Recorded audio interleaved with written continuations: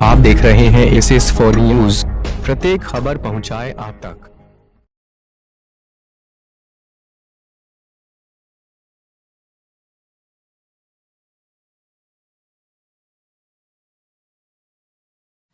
नमस्कार।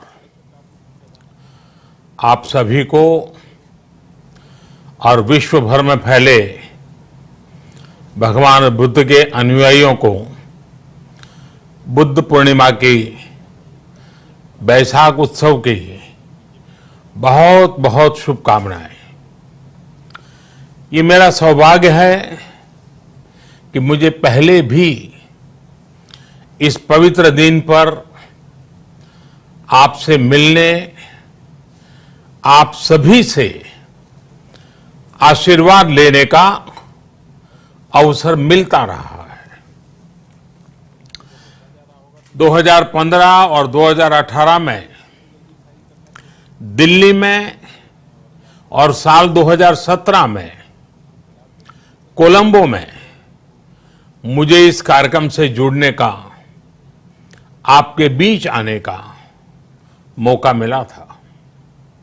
हां, इस बार परिस्थितियां ही कुछ और हैं, इसलिए आमने सामने आकर के आपसे मुलाकात नहीं हो पा रही है।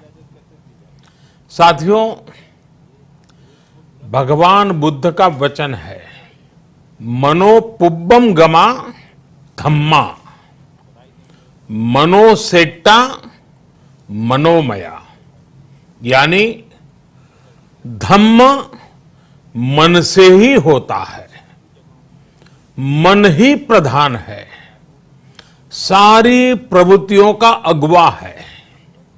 इसलिए आपका और मेरा मन का जो जुड़ाव है, उसके कारण सशरीर उपस्थिति की कभी उतनी महसूस नहीं होती। आपके बीच आना बहुत खुशी की बात होती, लेकिन अभी हालात हमें वो परमिट नहीं करते हैं और इसलिए दूर से ही टेक्नोलॉजी के माध्यम से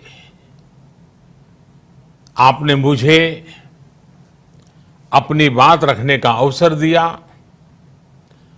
इससे बढ़कर के संतोष और क्या हो सकता है।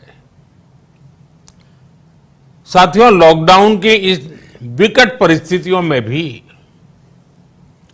वर्चुअल बैसाख बुद्ध पूर्णिमा दिवस समारोह, इसके इस आयोजन के लिए अंतर्राष्ट्रीय बौद्ध संघ प्रशंसा के पात्र है। आपके इस अभिनव प्रयास के कारण ही इस आयोजन में विश्व भर के लाखों अनुयायी एक दूसरे के साथ जुड़ रहे हैं। लुम्बिनी, बोधगया, सारनाथ और कुशीनगर के अलावा श्रीलंका के श्री अनुराधापुर स्तूप और वासुदेवा मंदिर में हो रहे समारोहों का इस तरह एकीकरण कितनी अद्भुत कल्पना है, कितना सुंदर दृश्य है। हर जगह हो रहे पूजा कार्यक्रमों का ऑनलाइन प्रसारण होना अपने आप में अद्भुत अनुभव है। आपने इस समारोह को कोरोना वैश्विक महामारी से मुकाबला कर रहे पूरी दुनिया के हेल्थ वर्कर्स और दूसरे सेवा कर्मियों के लिए प्रार्थना सप्ताह के रूप में मनाने का संकल्प लिया है। करुणा से भरी आपकी इस पहल के लिए मैं आपकी सराहना करता हूं। मुझे पूरा विश्वास है कि ऐसे ही संगठित प्रयासों से हम मानवता को इस मुश्किल चुनौती से बाहर निकाल पाएंगे। लोगों की परेशानियों को कम कर पाएंगे। साथियों, प्रत्येक जीवन की मुश्किल को दूर करने के संदेश और संकल्प ने भारत की सभ्यता को, संस्कृति को हमेशा दिशा दिखाई है। भगवान बुद्ध ने भारत की संस्कृति और इस महान परंपरा को बहुत समृद्ध किया है। वो अपना दीपक स्वयं बने और अपनी जीवन यात्रा में दूसरों के जीवन को भी प्रकाशित करते रहे। और इसलिए बुद्ध किसी एक परिस्थिति तक सीमित नहीं है, किसी एक प्रसंग तक सीमित नहीं है। सिद्धार्थ के जन्म, सिद्धार्थ के गौतम होने से पहले और उसके बाद इतनी शताब्दियों में समय का चक्र अनेक स्थितियों, परिस्थितियों को समेटते हुए निरंतर चल रहा है। समय बदला, स्थिति बदली, समाज की व्यवस्थाएं बदली, लेकिन भगवान बुद्ध का संदेश हमारे जीवन में निरंतर प्रवाहमान रहा है। ये सिर्फ इसलिए संभव हो पाया है क्योंकि बुद्ध सिर्फ एक नाम नहीं है, बल्कि एक पवित्र विचार भी है। एक ऐसा विचार जो प्रत्येक मानव के हृदय में धड़कता है, मानवता का मार्गदर्शन करता है। बुद्ध त्याग और तपस्या की सीमा है। बुद्ध सेवा और समर्पण का पर्याय है। बुद्ध मजबूत इच्छा शक्ति से सामाजिक परिवर्तन की पराकाष्ठा है। बुद्ध वो है जो स्वयं को तपाकर, स्वयं को खपाकर, खुद को न्योछावर करके पूरी दुनिया में आनंद फैलाने के लिए समर्पित है। और हम सभी का सौभाग्य देखिए, इस समय हम अपने आसपास ऐसे अनेकों लोगों को देख रहे हैं जो दूसरों की सेवा के लिए, किसी मरीज के इलाज के लिए, किसी गरीब को भोजन कराने के लिए, किसी अस्पताल में सफाई के लिए, किसी सड़क पर कानून व्यवस्था बनाए रखने के लिए चौबीसों घंटे काम कर रहे हैं। भारत में, भारत के बाहर ऐसा प्रत्येक व्यक्ति, विश्व के हर कोने में ऐसा प्रत्येक व्यक्ति अभिनंदन का पात्र है, नमन का पात्र है। साथियों, ऐसे समय में जब दुनिया में उथल पुथल है, कई बार दुख, निराशा, हताशा का भाव बहुत ज्यादा दिखता है, तब भगवान बुद्ध की सीख और भी प्रासंगिक हो जाती है।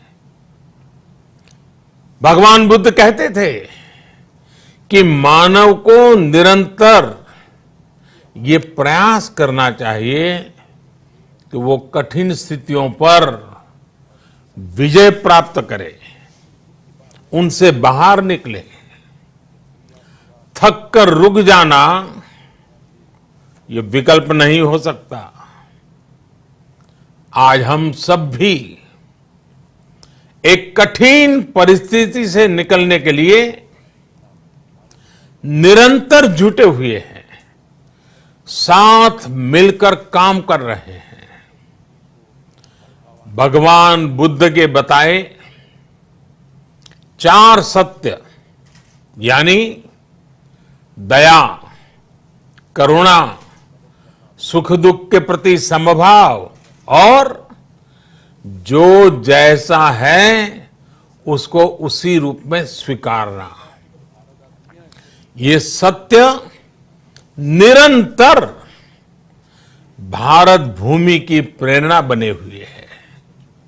आज आप भी देख रहे हैं कि भारत निस्वार्थ भाव से बिना किसी भेद के अपने यहां भी और पूरे विश्व में कहीं भी संकट में घिरे व्यक्ति के साथ पूरी मजबूती से खड़ा है।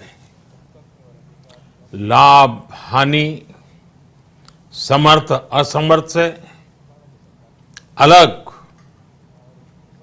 हमारे लिए संकट की ये घड़ी सहायता करने की है।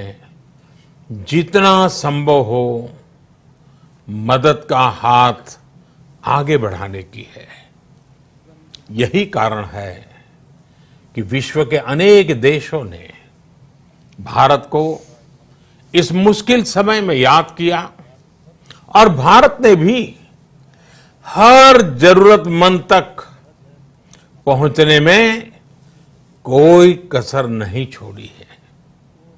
भारत आज प्रत्येक भारतवासी का जीवन बचाने के लिए हर संभव प्रयास तो कर ही रहा है, अपने वैश्विक दायित्वों का भी उतनी ही गंभीरता से पालन कर रहा है। साथियों, भगवान बुद्ध का एक एक वचन, एक एक उपदेश मानवता की सेवा में भारत की प्रतिबद्धता को मजबूत करता है। बुद्ध भारत के बोध और भारत के आत्मबोध दोनों का प्रतीक है। इसी आत्मबोध के साथ भारत निरंतर पूरी मानवता के लिए, पूरे विश्व के हित में काम कर रहा है और करता रहेगा।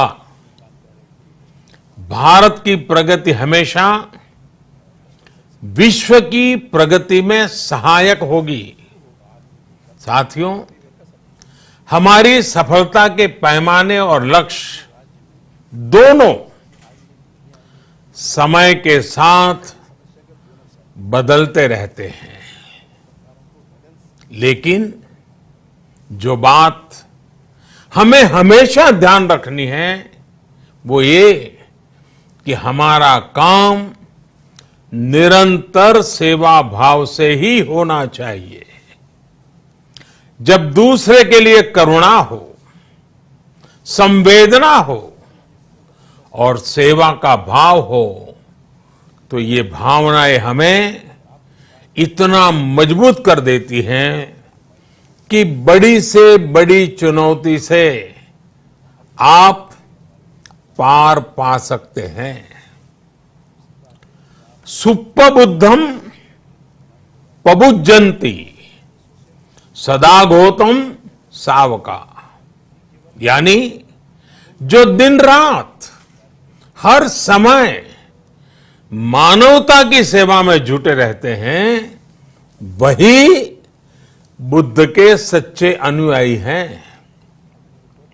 यही भाव हमारे जीवन को प्रकाशमान करता रहे, गतिमान करता रहे। इसी कामना के साथ आप सभी का बहुत बहुत आभार। इस मुश्किल परिस्थिति में आप अपना अपने परिवार का जिस भी देश में आप हैं वहां का ध्यान रखें, अपनी रक्षा करें और यथासंभव दूसरों की भी मदद करें। सबका स्वास्थ्य उत्तम रहे, इसी मंगल कामना के साथ मैं मेरी वाणी को विराम देता हूं। धन्यवाद। सर्वमंगलम। एस फॉर न्यूज चैनल को लाइक, शेयर और सब्सक्राइब